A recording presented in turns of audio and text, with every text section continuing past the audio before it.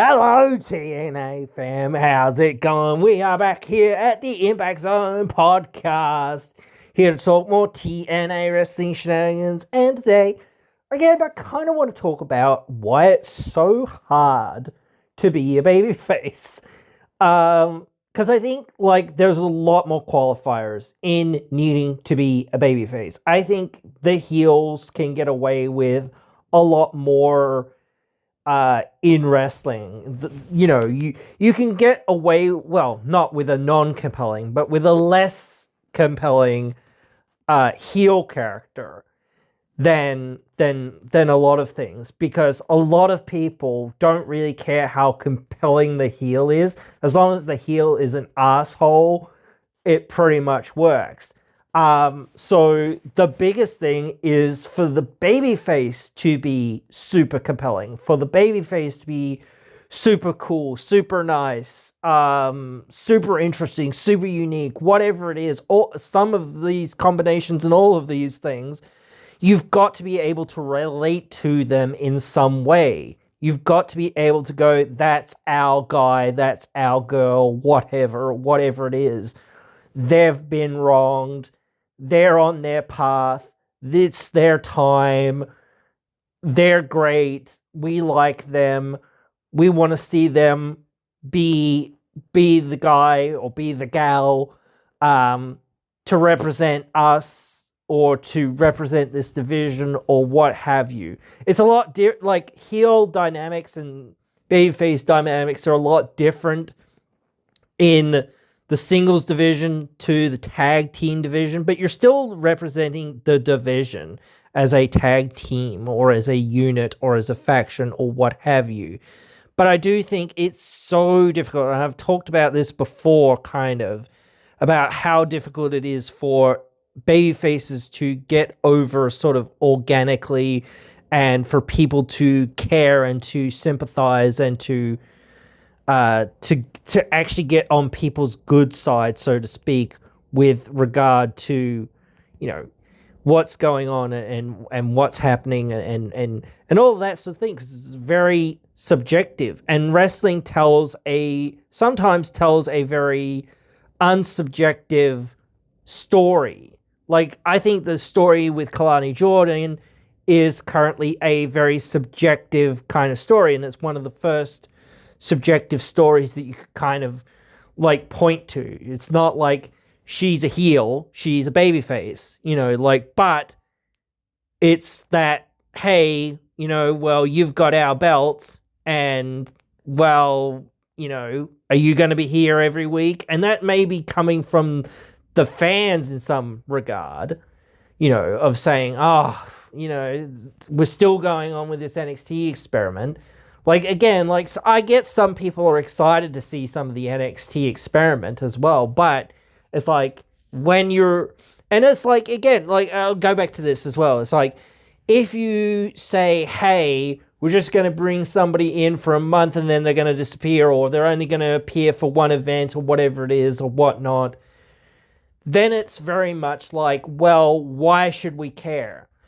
I think what they're trying to do, and this is not 100% behind it, but it's like what they're trying to do, hopefully at least, is give her 6 months. And that's what I think before has kind of gone through the wayside sometimes. And it's been if it's something major, I feel like you, especially for a title, which is most of these crossover things, if you're going to have somebody hold your title or even challenge for your title, that's a real challenger, they've got to be there for 6 months. They've got to be challenging or defending that title for 6 months at least. So that's, I think, been the issue, where before you had JC Jane and it was she held the belt for a month and they were like, oh, we can't fulfill the deal that we made or whatever it was or what have you, or we've discovered that she's actually really good and all of that thanks to you, or whatever it is, whatnot, whatever. Or we just realized what we can do with her, or whatever it was. I don't know. I'm not going to go through all the details, and I'm not going to go through every single thing, but it's just you point to a thing, you say, hey, let's look at this and let's analyze it, and let's say, why did this work, why did this not work, or whatever, or what was the go here. You try to pick it apart and say, well, what, and of course we don't 100% know, but I don't 100% know, obviously, but I don't know what the actuality of it is. So I'm just speculating again, but these are what, we know. So I think they've had to have said now with this iteration, hey, no backing out, no changing your minds, even if she's on NXT every week or whatever else it is and all of that stuff too. We need her over here when we need her. We need her to be on our shows and to be doing the events that we've got for her to do. And she can't just hold the title for a month. She's got to be here for a few months, 3 or 4 months, 6 months, whatever it is. And then after that, she'll drop the belt to whoever it is or whatever it is. And then, you can have her back 100% of the time, unless you want to send her back our way, we won't say no. But yeah, like we can make this work. Kalani is in a difficult position, so you can kind of somewhat sympathize with her as a babyface in that she's in a difficult position. She just took an opportunity, so to speak, and she's just rolling with it and whatnot. But then you've got the other people that are kind of on the roster, and I can say this, like, pick a person. Danny Luna, I can see some things in there that I could be sympathetic towards, but like the way in which you're kind of trying to shape what she's doing is very much more a heel dynamic. You're not just saying you should feel sympathy for this person. No, you should see that there is sympathetic motivation perhaps, but they've gone too far. They're, whatever, all of that. And honestly, I like Danny is my top pick right now for winning that title. But, and I don't want to say this, but I want to say that, cut this reign short in some ways. I hate, as I said, 1,000 times, hate the ADHD booking, but one of my biggest problems right now is that whole problem of WWE has ADHD, an ADHD problem where they're just like, throw the belt on you, whatever, like they can't sit still and say, okay, let's stop, let's slow down, let's go, who the heck should hold this belt? And maybe, yes, there's some things about some people being injured and whatnot or whatever, but, like, again, it's one of those things where it's like very much like, well, this needs to be, not thought out, but shown out more. You might have all of these thoughts of saying, oh, well, we're going to give this person or that person a rub or a push or whatever it is. You can't just suddenly 1 month say, okay, now they're number one contender, or now they're going to challenge for the title or whatever it is. For 4 or 5 or 6 months or whatever it is, or even a year sometimes, you need to be building that person up slowly. And that's what they've been doing with Santana. They've been building him up slowly, and doing all this stuff with him. The problem kind of now is, like I've said this before, where is his challengers going to come from besides NXT? Like, in TNA right now, there's not that many people that are, like, maybe Mustafa Ali, he's like one of the biggest, but like beyond that, there's not that many people that are there that really feel like they're on that level and could be put on that level very easily. And you haven't really given anyone else a whole lot of build to them to kind of get them to that level. Like, you're starting to do stuff now with Kazarian and starting to do stuff now with Nick Nemeth. So again, it's a lot easier for them to be great heels and to be, like Santana's already a great babyface.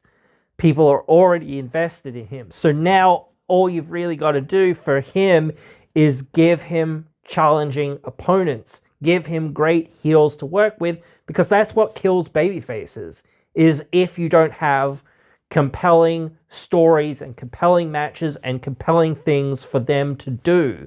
Same thing for heels, but like there's always so many great compelling baby faces around that people can get behind, so it's not that hard to tell that those sorts of stories where it's like, could this be the hometown man's night or whatever else it is or whatnot. It doesn't matter who it is or what story you're trying to tell, as long as that babyface is compelling enough, you can tell anyone's story. But with the heel, it's just like one of those things of saying, okay, now we've got this compelling babyface, but now we need a lot of heels in this division, in this world title division. And the same problem for like the X division, same problem for the tag team division. Maybe like somewhat the same problem for the Knockouts division. Like Ash by Elegance was the biggest heel in there. So now it's like, and again, like it's not like you've really built anyone else up.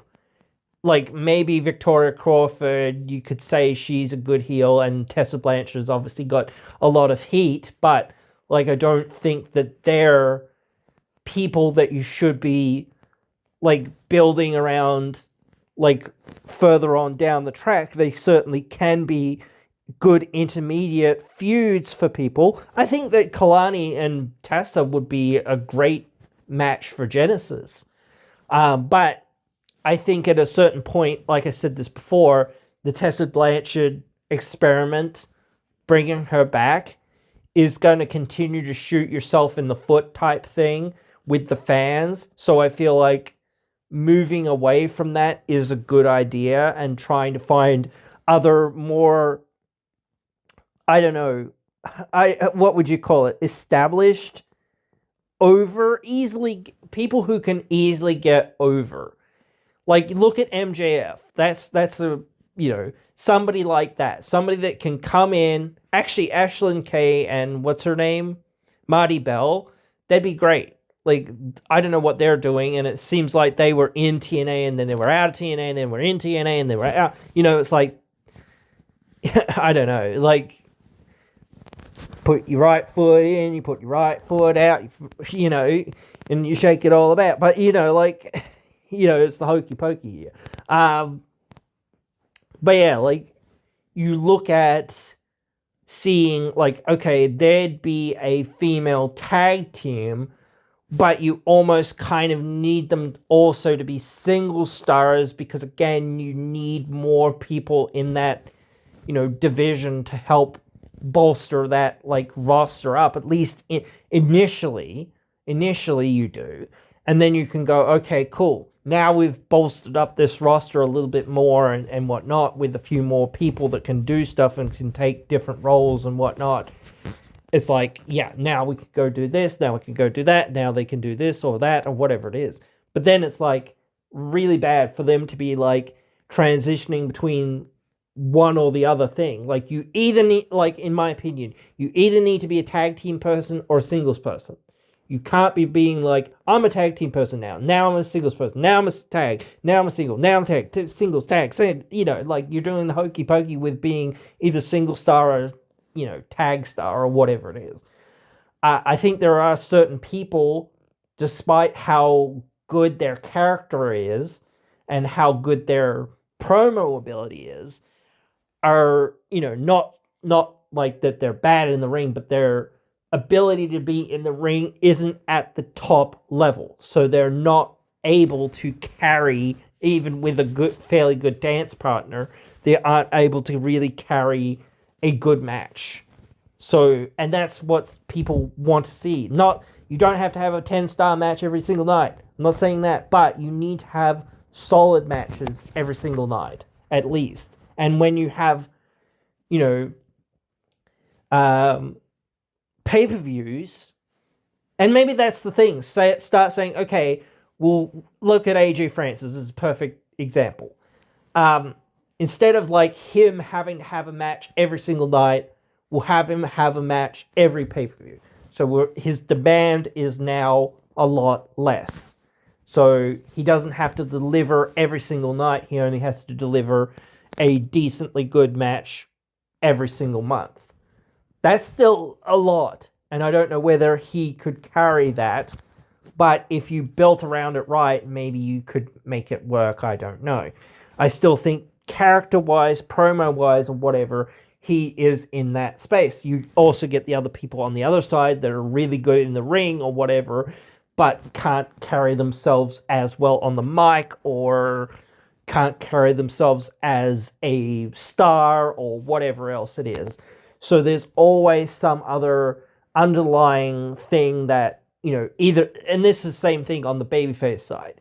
If you can't cut the promos to get the people engaged, because again, like the generic promo of "I am good person, please please cheer for me" should not work in today's wrestling. But it's the emotion, the timing, and all of the things that go into those promos and how that character is connecting with that audience that make those promos work. They can still be very basic and very simple, but they can still touch people and still move people and still, get people invested. So, and I think TNA has one big advantage, like over WWE and over AEW, which is they have one single world title. There's not another universal title. There's not another world title. There's not another B title. There's not another C title, whatever it is.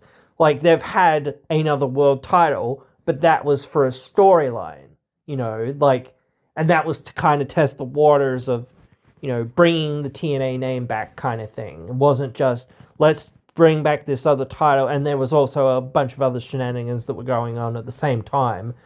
So they had to kind of have another title for a little while to kind of, help them with their legitimacy and the fact that the other title was, vacated or sort of up in the air, and you didn't really know what was going on with it, and like they didn't want to kind of deal with it quite yet, and they didn't know quite what they were going to do, and then they had to decide what they were going to do. But then they came up with that idea of having the two titles and having this storyline with Moose and having the title and claiming to be the champion or the real world's champion, so to speak. Old school Nature Boy Ric Flair stuff there. That's pretty cool. That's your story. You're not just saying, oh, we have two world titles. No, we have one, and this asshole is saying that he's the real world champ because he found a title, and which it always, like, there's always these things about, like, it sounds silly or it sounds stupid or whatever. He picked up the belt and said, hey, I'll defend this belt, and then he defended that belt, and basically therefore, hey, I won the belt kind of thing. Which, did he win the belt? Didn't he win the belt? Yes, kind of. But wasn't an active title, blah, blah, blah, all that kind of, like, well, for that night it was, but, so there's some heel tactics there, and it's very easy to do your heel tactics, and I think, like, Moose, Edwards, especially Alicia, JDC, and all those guys and gals in the system, were really great heels, and I think, like, they've transitioned like into being baby faces, but they're not very good baby faces, like, realistically. I think the fans have accepted them, but I don't really think that they're really all that great of baby faces, and perhaps they don't need to be, but, like, I think that they were such great heels, but they're not such great baby faces. I think, like, before, Eddie Edwards was a pretty damn good babyface, but now I feel like, perhaps, like, again, he's not the main focus, or he's not, or his faction or whatever isn't the main focus. So again, they don't really need to do a whole lot to be great baby faces in that regard, perhaps you could say, because Mustafa Ali is being such a great heel. So you don't really need to do that much to kind of be sympathetic, to be kind of somewhat over. It depends what your heel is like sometimes as well, because like it can be hard to be that babyface if you don't have the charisma, if you don't have the mic skills or something else that the fans can latch onto, or the character or whatever else it is. But if the fans hate the heel so badly that they kind of ignore that and will take anyone to that's good and valiant and trying to fight the good fight, so to speak, to try to go up against this heel, even if it's like the most outlandish person to try to take the title, they might be like, yeah, we want to see this guy get that belt because, we're sick of this guy coming out here and doing his thing and, causing trouble and spouting shit and whatever else, spitting bars or whatever, So it certainly can help you, but like you still need to be, as a babyface, you still need to be like, if you haven't got a good heel, then you need to be able to make yourself the thing that people are talking about and people want to see you. Like you're the guy, like even if you're not overall the guy, even whatever it is, if you've got one match on one night and this is your chance, but you need to make people invested for those few weeks or whatever else it is, or even that 24 hours, like whatever it is, not 24 hours, but like if they start the show, and you've got 2 hours, for those 2 hours, whatever it is, you need to hook those people, and they say, hey, you're going to have a match tonight for the title. What does this mean to you? And you have to take these people through a journey of emotions and whatnot. You have to make them try to believe and have sympathy for you and da-da-da-da and all that sort of stuff. So you need to make yourself the thing that people go, yes, I want to see the hometown man. It's his hometown and he's ready and he's here and, they've beat him down and they've beat him up, but he's got a chance somehow. Maybe he'll do it and da-da-da-da and that sort of thing, So you need to drag people into who you are and give them those reasons to care, not just, yeah, you're here and you're gonna wrestle for this belt or whatever else it means. No, I need to show you why you should care about me and why this matters. And, am I gonna win it? I hope so. I would like to win it. But, again, that suspension of disbelief, you need to make people suspend their disbelief of saying, yeah, whatever, we don't think that this, person that's basically been a jobber for the last like 2 or 3 years or whatever it's been is gonna win this belt, even if they've been winning some matches like lately this year or whatever it's been and whatnot. But yeah, we don't believe that this person's gonna win this belt. But then you might be like, he cut that really great promo, he's been really passionate, he's keep fighting back throughout this match, he keeps looking like he's getting in there and that they can't stop him or whatever else it is. He keeps showing the heart and the resilience or whatever else it is to keep fighting and to keep fighting. He won't go down, and whatnot. And I hate like the kicking out of finishers type thing, but like kicking out of somebody's finisher, if it's the right set of circumstances, can be that really powerful moment of like, that usually finishes these matches, but it's not the end, he kicked out. Oh my God, like what the heck? Even though that, it's becoming more and more commonplace, but, it's one of those things of saying, okay, cool, we get to see more and hopefully you can do it. Come on, hometown man, or whatever, So, yeah, I don't know. But, yeah, like, it is one of those things that being babyface again, there are so many hurdles to being babyface and a good babyface. I think Leon, it's amazing what he's doing and whatnot as a babyface. So he's pretty compelling. But the thing is, like I said before, he hasn't really got anything to go up against. He hasn't really got a story right now. He hasn't really got any opponents right now, except for maybe people in NXT or whatever. So it's very much like, oh, okay, well,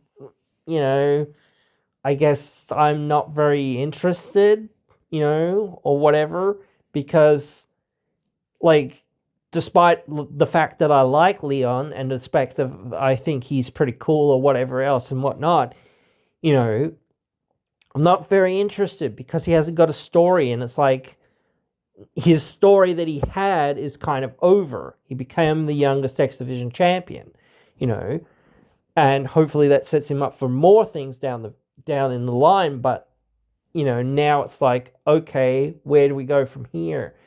And like, obviously, like, at least with Kalani, like, you can at least see where her story is going, kind of thing.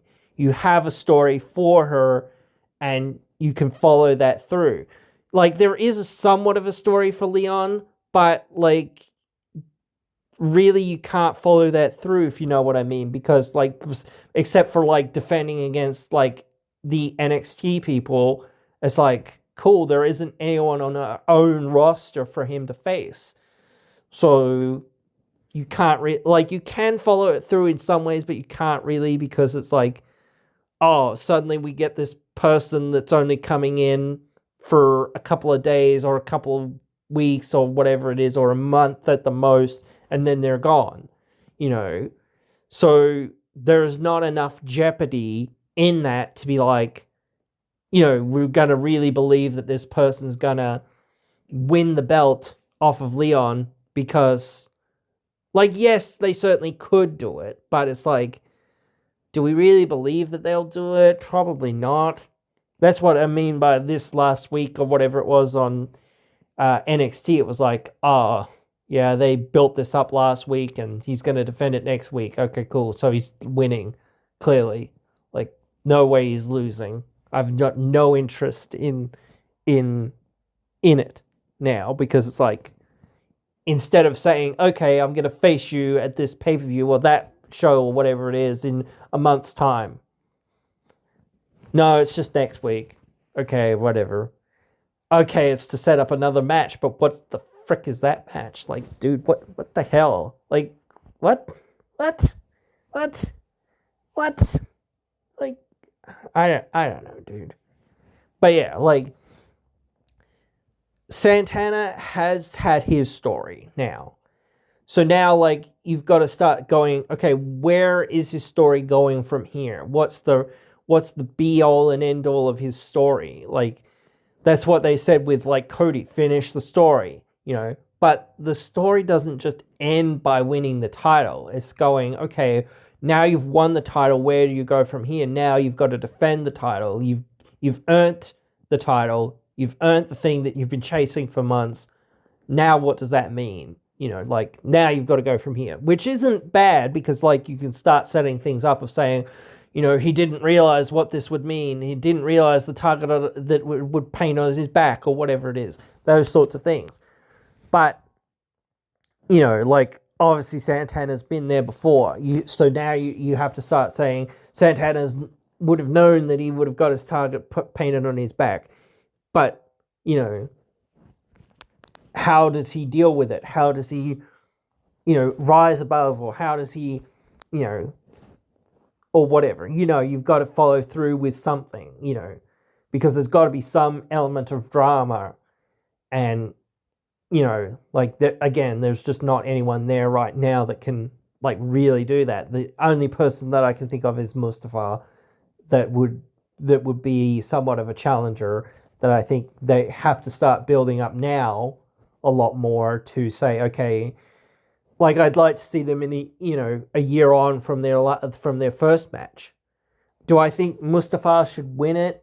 Like, maybe, because, like, it's like at that point, like if it's like that'd be like 6 months down the road or whatever it is, that'd start becoming like, okay, maybe it's time to move on and do something else or go in a different direction or whatever. And I don't know. Like I said this before with Leon, I said, dude, like, should you put that belt on him at such a young age? Should you put that on him? Should you get Mustafa to put over Leon at some point? I think that match would be really good between them. But, like, I don't know. Tough to say. It's not like the worst decision. But I think you've got to kind of put Leon in that position of starting to say, okay, let's put him in a main event against somebody like that, against a big heel. Let's give him a chance to be one of the youngest world champion as well. But he doesn't win it the first go around, and then see where things are at. Go from there. Maybe 6 more months down the road, maybe a year down the road after that, you go and then pull the trigger and then say, hey, we've seen this guy for the last like couple years or whatever it's been, and he's, become the youngest world champion. He just got underneath that radar or whatever it was. So yeah. That's almost where I actually see things. But like you start to look again, tag team division. The Hardys, they've had their story. There isn't really a story in the tag team scene for anyone to be like getting towards those titles or anything. Like there was a story with the Nemesis, and now they're not really doing anything. They're just kind of there. Like, I don't mean to be critical or anything like that. I'm just saying, like, if you're looking at things and you're saying, like, maybe that's where they're building towards, but, like, for a long time, like, there really didn't feel like there was a story, apart from the Dudleys want one last match or whatever it was, and it was like, everything else is secondary or tertiary, and, like, they didn't really think through things, or they didn't really... Like, they should have pulled their finger out more with saying, okay, Nick Nemeth and Ryan Nemeth are getting their match at the pay-per-view. That's it. They're getting it at the pay-per-view, and then we'll do something with Matt at the next pay-per-view when we're in Canada, or whatever it is. And they kind of did that anyway with Matt in Canada, but they didn't. Then they just had the TV match with Ryan and Nick. So I think, like, to build that match up, to make it better, to make it, like, more believable, and to make it, like, more Jeopardy and whatnot, it needed to be on pay-per-view, and it needed to be given, like, pay-per-view time. It didn't, like, that's something that you can't take away from, having good quality pay-per-view time, good 10, 15, 20 minutes or whatever. Not, maybe 10, 12 minutes or whatever it is on TV. And I think they even got less than that, but still. So that's what I mean. Like, Knockouts tag titles, like, they never really have much going on there. So I'm not too surprised that there's not much of a story there. The Inspiration have won their titles, but now what do they do? Where do they go from here?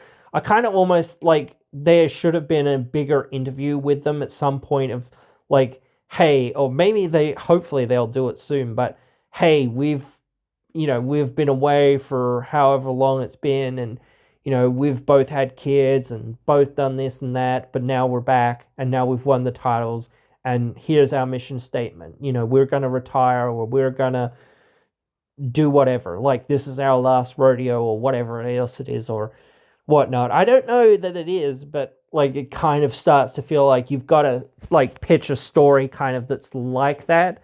We're the old hands, we're the established people, like, and you need to find some other team again to kind of be like, and not just one, but several, but, like, you need one very good team that's going to come along and it's going to topple them eventually at some point, so that you can go, okay, cool, now the belts are on them. Now we can start the cycle again of having all these other, people. Doesn't matter. Same thing with any other title. Start the cycle again. You always have these things of cycles of suddenly a heel has it. Now you've got all these babyface challengers to try to, take it off of them. You've got a babyface finally got it after all that time of that heel, that terrible heel having it, and now you can celebrate and cheer. But, here comes all these nasty heels to try and, tear them down and rip it all away from them. It goes in cycles like that of like babyface and heel, babyface and heel. You never get, well, you rarely ever get like the whole thing of like it goes from one heel to another or one babyface to another or whatever. Really, you like sometimes you have that redemption that somebody has. Like you could kind of look at that Moose thing with Leon. At the end of that match, Moose basically starts to turn babyface. So that's a sort of redemption moment. It's not a full, and it's not like, I don't know, like it's not fully accepted by the fans, but it's sort of like, this is a passing of the torch moment type thing that is pretty cool, and people have wanted to see this kid, and kind of give him the ball, give him a chance, let's start building him. And then, like, I almost, again, say he's one of the next big superstars in the company, like, especially if they can keep hold of him. But that's, like, always the problem in many ways. But in some ways as well, it is one of those, like, almost secret blessings. Because if everyone kind of rotates in and out, no one really ever gets boring or whatever. You just get to see them on their rise, have their moment, and then, or have some moments and then kind of fade away or go on to the next thing, rather than like they're starting to overstay their welcome or they've done everything and now it's like, what do we do with them or whatever. Like there's Eddie Edwards and Moose, like, and Rosemary and a couple other cornerstone people that have been there or at least feel like they've been there forever or have kind of like, oh, well, they can't really build the company around Brian Myers or whatever. He's just a hand that's there that, can help out and can do things and, whatever. That whole thing. And same with Matt Cardona, especially since he's like only on a handshake or whatever else it is, basically. I think almost Nick Nemeth, and I'll say that again about him, but he's on that same like kind of space, kind of. He's a big star. I almost feel the same way about Ali, but I do think you could give the belt to Ali. I think you could give it to Nemeth, but I think like, I don't know whether one and done championship reigns are the new thing so much now, but it seems a lot harder to, and maybe that's because, again, like I said, it's like people aren't around long enough or whatever else it is, or it starts to become like more stale unless you start going to say, okay, they were heel, let's turn them face, or they're face, let's turn them heel. So you kind of need to do that whole thing of saying, okay, we're going to go in a completely different direction with this person for, somewhat, valid reasons or whatever else it is. But you need to see that. You need to be like, okay, there's got to be a natural story here or whatever else it is. So, and it needs to work. That's the same thing for like booking and whatnot. It's the same thing. Like if you're the booker and you're saying, how do we get these, fans through the gates? It's not just saying, oh, well, we need to be on a big TV network. That's great if you're on a big TV network. Look at AEW, they're on a big TV network. But like, and I don't want to disparage them or say anything bad about them or whatever else it is, but like they haven't had the best luck in the last few years. They've kind of gone stale in the last few years. No matter what they've kind of tried, and they're kind of almost seems like they're fresh out of ideas type thing we've tried nothing and we're all out of ideas. But yeah, like you need to keep coming at it with new ideas and new directions and new people for people to be like, oh, I'm excited about this person. But that can't be just one guy or one gal or whatever. Like, obviously, you have your main draw, obviously. Like, you had your Josh Alexanders or whatever, or you have your Mike Santanas, or you have your Joe Hendrys, or whoever it is, or your Mooses. Those were your main guys. But even if you say, okay, Moose is there, he's one of our main guys, let's give him one more shot at the title, even if it's babyface versus babyface. You know, that's a big time match people want to see. You know, and that'll help Santana, you know, in his early months, weeks, whatever, you know, establish himself at that level. Like, he's already beaten Moose, but like now you can kind of tell a different story or whatever else it is, and or whatnot. So you kind of have to go from something to something else, and you have to give people or teams or whatever something to work with. And the same thing for the fans.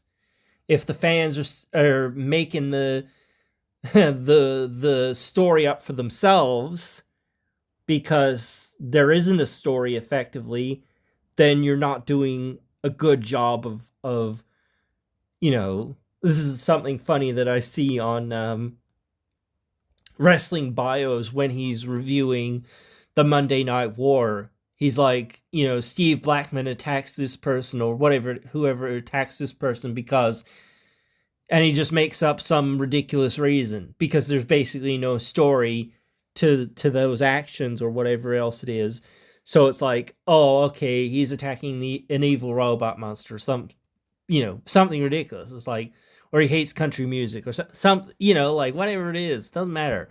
But it's just like, there aren't any story beats here. So it's like, okay, cool, great. Well, I'll just come up with something kind of funny. And this guy's a country music star, or this, you know, maybe whatever. I don't know. This sounds funny. Let's just say this, you know. So yeah, your fans can't be like the ones putting two and two together. You've got to be saying this is the story that, you know, like obviously sometimes fans still do that where it's like this is a story that you could tell, put two and two together, TNA, or put two, you know, put these guys together and they'll, you know, make magic. That's why they want to see these dream matches. It's not just it's a dream match. Said this about I think this actually was said a long time ago, but Santana wanted a match with AJ Styles. I think that's a great match. Absolutely, it would be awesome. Like we've just like I didn't see it, but we just saw that match with Cena and fucking AJ at was it Crown Jewel? What was it called? It was here over here in Perth. Where I'm not in Perth, but it was over here in Australia, over in Perth. But yeah, like you just saw that match and that was great, you know. So AJ can still go. We know this, but he's retiring like next year. And Santana's been like, I think it came back up of him saying that's the only one of the only dream matches left that he has on his like bucket list, you know, or whatever.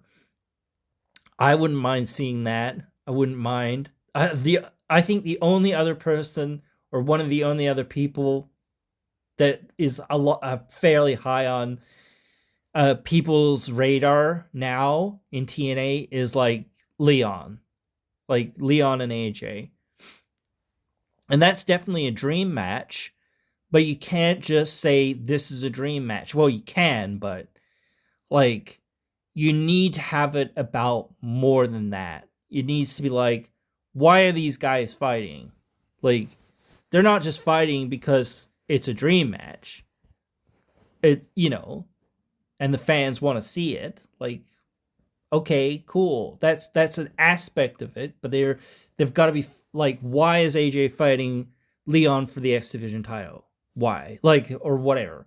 Maybe Leon doesn't have the X Division title at this point, or whatever it is. But why are they fighting then? Like, if there's not a prize on the line, like the world title or the X Division title or the tag title or a title, any title, doesn't matter. It's like, okay, so what are they going to fight over? You know, maybe you could have AJ kind of being like saying, "Hey, you're a nice kid, but you're too nice," or whatever. You gotta, not be a welcome mat or whatever else it is, type thing. That's the feud. AJ's not heel, but he's kind of heel. That would be one of the stories that you could tell there with those two. But the problem with that story is no one wants to boo AJ. No one will want to boo AJ. Absolutely no one. No one at all. But like, they might follow along with the story and they might follow it through because they're like, it's AJ and we want to see AJ, and it's Leon and we want to see Leon and AJ. Like, so that's where you got to be. Like, and maybe you don't need a title on the line if that's a story. Like, and maybe you could do that if you say, okay, Leon had a chance at the title, he lost, and here comes AJ, and says, hey, you know why you lost? And he's like, hey, you were too nice, or whatever, you can't be a welcome mat, blah, blah, go from there. Then build it to Slammiversary or Bound for Glory or something or whatever, and bam. Big money match that people want to see. The biggest problem with seeing a match like that is this idea or this thing that WWE has said, we're basically only doing guys from NXT and guys from TNA. We're not really having guys from TNA and guys from Raw or SmackDown or whatever. And barely ever does NXT even feature on Raw or SmackDown. So the likelihood, again, of TNA appearing on Raw or SmackDown or on one of the major pay-per-views or a TNA star is like very minimal. Like, I again go back to Joe Hendry. I think that was like it was unheard of, and it's still unheard of. Like, you're not probably ever going to get that to happen again in our lifetimes. And if you went back to even a few years ago, before this partnership started, and said, a TNA contracted person is going to be in WWE, at the Royal Rumble, like you might, if you go back before Mickie James or whatever, and that sort of thing, because she was one of the first people that went over there, people would say you're nuts. Nuts. Absolutely nuts. Like, they're not going to do that. And they're especially not going to bring them over with the TNA title or their TNA character or their TNA theme music or anything, especially since they've got this deal with Def Rebel and they want to pinch every fucking penny that they've got and whatnot. But yeah. Anyway, you guys know, I know you guys know, the hardcore fans that you guys are, I know, but like, I need to go through these things. I need to discuss these things for those people who don't. And it's fun to go through these things sometimes, and it's interesting to go down and think about like how things are and why they are and all that kind of stuff. So I hope you have enjoyed, even if you know all this kind of stuff. And I hope you join me again in another one.